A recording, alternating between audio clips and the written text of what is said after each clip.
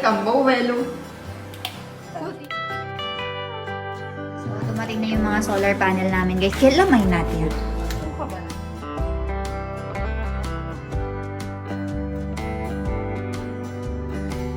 Mga solar panels na to, and ngayon lang sila dumating. So, ngayon, one day only. So, tomorrow we will already. So the company didn't thought that they will get profit at all because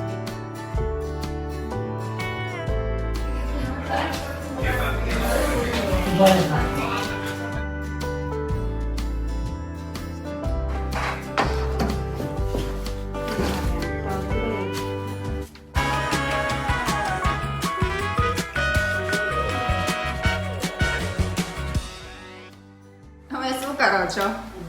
Cambovello. Kutiyo. Paano po regulated? So, merong problema yung ano namin, guys, yung sink namin. So, nagbabara siya. So, ang ginagamit ni Mommy itong drain insta. At, liquid siya. Dishwashing liquid. So, naglalagay siya ng dishwashing acid. So, naglalagay siya ng acid at saka nitong insta drain cleaner. And tinatakpan ko yung ilong ko, guys. So, hindi, para hindi ko malanghap yung acid. And dito, nagpapakulo na ako ng gatas. Busy ako ngayon sa pag-aayos ng gamit, guys. So, niready ko na itong mga bagahe since nalalapit na nga yung pag-alis namin. So, ngayon, medyo late kaming nagising since na-late din kami sa pagkukwentuhan kagabi. And ito na yung bagahe na dadalhin namin, guys. So, niready ko na yung mga damit doon sa taas ng kwarto. And hinati-hati ko na yung mga maiiwan dito sa bahay and yung mga dadalhin sa Pilipinas. Kasi, more or less, 1 to 2 months kami doon. Depende sa sitwasyon. So, yung mga dadalhin namin na damit, hindi ko na pinakarami actually. So, yung mga event na sure na pupuntahan namin, kasi merong ikakasal sa family namin, merong iba't ibang mga pupuntahan. So, nag-ready lang ako ng mga damit for those occasion. Pero, yung mga pang-araw-araw lang na gamit namin, usually yung linlagay namin dito, kagaya na lamang ng mga innerwear, something like that. So, nire-ready ko na. And mamaya, hindi ko alam kung masasamahan ako ni Milan. Baka bibili ako ng mga kaunting pasalubong lang since biglaan nga lang din yung pag-uwi namin. So, nagpapabili lang si mami ko sa akin ng tsinelas since gustong-gusto niya yung mga tsinelas dito. So, tatry kong maghanap mamaya if papayagan ako ni Milan and naalis kami. And, bibilan lang ako ng mga kaunting tsokolate para sa mga bata doon. So, ayun lang. And balitaan ko kayo sa mga kaganapan dito. Pero tapos na yung trabaho. Nakaready na itong bagahe ko. And papakita ko sa inyo yung mga damit na inayos ko sa taas. Hindi pa masyadong marami since nire-ready ko lang. Konting araw na lang kasi guys, aalis na kami. And marami din magpupunta mga tao dito sa bahay namin para i-meet kami bago kami umalis. Para sa pagkain natin today, actually, everyday is same day. So meron tayo ditong broccoli na may kasamang patatas.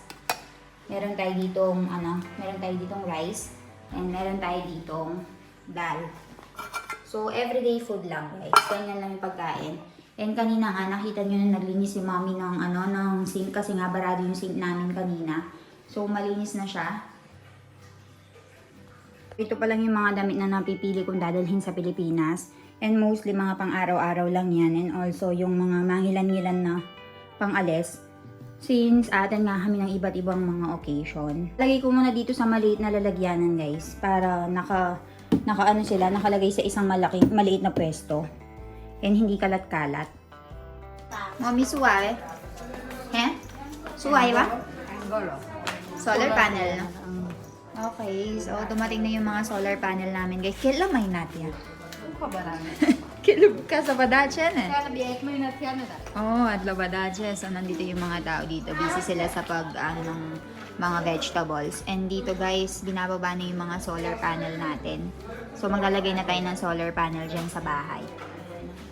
So, maraming mga tao dito yung nagpapalagay ng solar panel ngayon.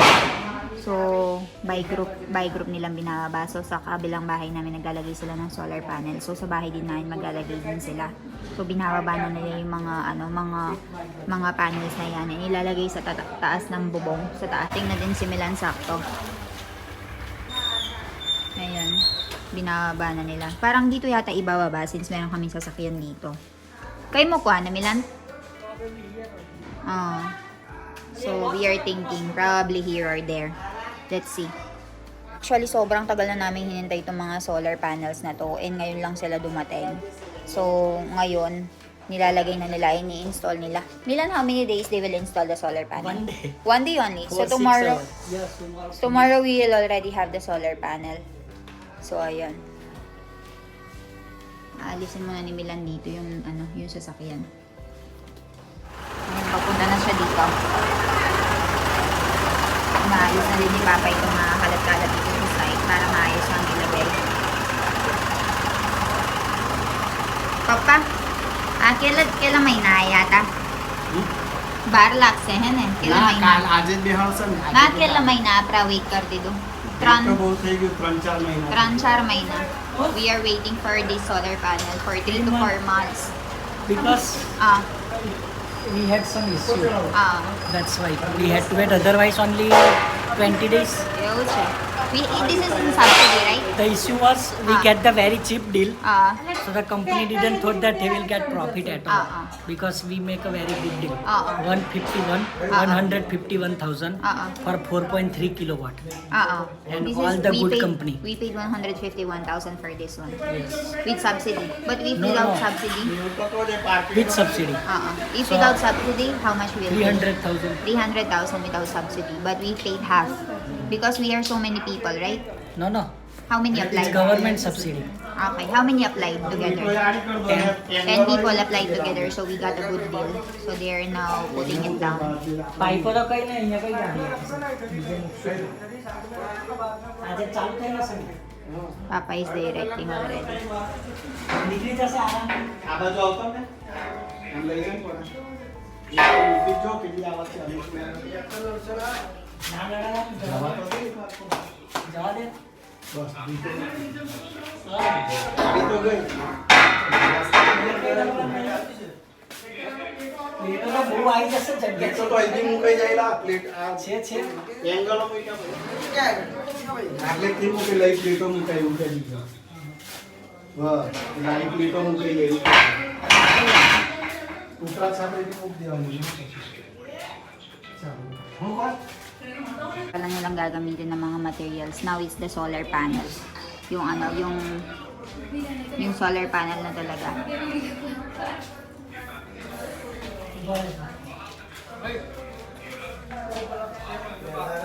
ભલે લઈ એક કપડું પાથરી દીધું So, kailangan ng ng lalagyanan para hindi masira yung solar panel. પકડ લઈ આવવા દે ચાલુ નીચે ઉગલો હોય સાફ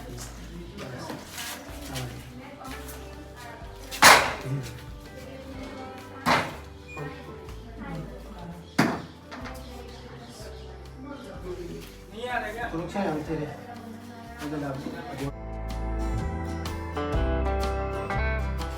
Bew siya. 2, 6 6 in total. 8 in 8 in total.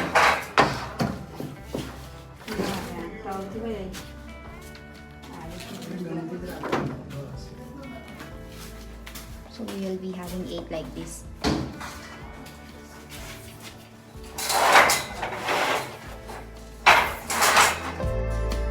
Habanawis, mommy. Bajia. So mommy is currently making bajia because we have guests. And right over there, gumagawa ako ng chai. Ayan. Atayar lod mo siya, ano mami? Mas talagse. Mas sobrang sarap nitong bajia na to, guys. Prepared lot lang siya, prepared flour. And then laglagay ko lang kami ng pana. Ave huhunay ko tami video. Til kali. Tayar siya. So naglagay lang kami ng flour, ng oil, at saka pana. And then we just have to fry it over here. And ayan. Right over here naman, naglagay kami ng, naghati ako kanina nitong onion. And papainom natin sa kanila itong chai. So gumagawa na ako ng chai ngayon. Kaya din kami nitong sauce kay Papa kasi Swaminarayan siya, di ba? So hindi siya kumakain ng onion. So meron siyang bajia, merong onion dito. And right over here, ayan, nilalagay na natin and isa-serve na natin sa mga bisita na nasa loob. मस्त लाग्छ मम्मी आप्पा छारो लाग्यो mas relax yan. Apple abagrio. So, napakaganda nito guys. Oh. Buo-buo siya. Magdadala ko ng ganito sa Pilipinas para mapatry ko sa mga family ko. Kailan banse, mami? Na, matlab ke lupis banse. Pachas ase? Pachas banse? Na, ako. Pachas banse. Doon sa isang packet na yun, makakagawa tayo ng 50 na peraso ng bajia. Pachiya, kupate baregyo tame. And okay na rin yung ano natin dito, yung chai natin. Sa taas na ako guys, and meron ako na-receive ng mga tanong sa inyo. And tinatanong nila, since aalis nga kami ni Milan and magbabakasyon ng almost 2 months, tinatanong nila kung paano daw ba yung magiging trabaho ni Doc Milan. So, para sa mga hindi po nakakaalam and hindi pa rin po nakaka-figure out kapag tinatawag ko na Doc Milan si Doc Milan, kasi doctor po ang asawa ko and nagtatrabaho po siya dito sa malapit na hospital sa amin. And kung itatanong niyo po kung paano po yung magiging trabaho niya, as of now po, nag-file siya ng leave niya para makapagbakasyon nga since buntis nga ako, para kahit papaano masamahan ako. Sa totoo niyan guys, yung father-in-law ko, ang sabi niya, kahit ako na lang daw yung umalis. Pero yung asawa ko, ayaw talaga akong iwanan na mag-isa, na ayaw akong pabiyahiin mag-isa. So, sabi niya, mag-ano na lang daw siya, mag-file na lang daw siya ng leave para makasama sa akin and makapagbakasyon na rin sa Pilipinas. So, buti na lang, maganda yung trabaho niya dito sa lugar namin and every year, meron siyang leave. So, ayun. Hindi magiging hadlang yung trabaho niya dito sa dito sa bakasyon namin. And hindi naman din kami magtatagal. So as soon as na makarating kami, kagaya nung dati guys, 'di ba dati nag-leave din siya. So same lang din. Kagaya this time, yung mga kasama niya rin sa trabaho, yung mag-handle ng mga duties niya. And then babalik kami. And then once na once na tapos na siya sa trabaho, once na tapos na kami sa bakasyon, that time babawi na siya noon sa mga duties na hindi niya na-meet. Nakakatawa nga yung asawa ko kasi feeling ko mas excited pa siyang umuwi kaysa sa akin. Kasi last time tinanong niya ako kung excited daw ba ako na umuwi ng Pilipinas kasi nga biglaan, kasi nga nabuntis ako and ganito nga yung nararamdaman ko. Di ba kakauwi lang namin last 6 months yata if I'm not mistaken. So dahil kakauwi lang namin, uuwi na naman kami. Syempre masaya ako kasi makikita ko na naman yung family ko, di ba? And makakasama ko na naman sila. Sabi nila, life is short nga. So, enjoy natin. Pero feeling ko mas masaya si Doc Milan and mas excited siyang umuwi sa akin. Ayun, nakakatawa kasi talagang gustong-gusto niyang sumama kahit sinasabi ng iba na si Eling na lang yung pauwiin mo, huwag ka nang sumama. Pero hindi pinagpipilitan niya talaga na hindi, gusto kong sumama. Kasama ako. So, ayun, buti na lang talaga okay yung trabaho niya dito. So, kung meron kayong mga tanong dyan, guys, comment nyo sa baba. Alam nyo naman, ngayon nabuntis tayo, wala tayong masyadong ginagawa. And marami tayong time na mag-answer ng mga questions. So, huwag kayong maghihiya mag-comment sa baba. And sasagutin natin yan sa end of the video. So, thank you for watching. We'll see you tomorrow. Bye-bye.